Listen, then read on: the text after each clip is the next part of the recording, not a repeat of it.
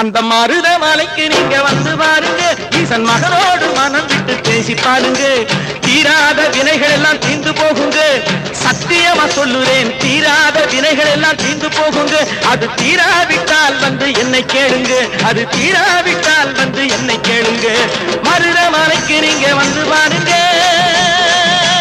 மருதமலை முருகனுக்கு, மருதமலை ஆண்டவனுக்கு, மருதாச்சலமூர்த்திக்கு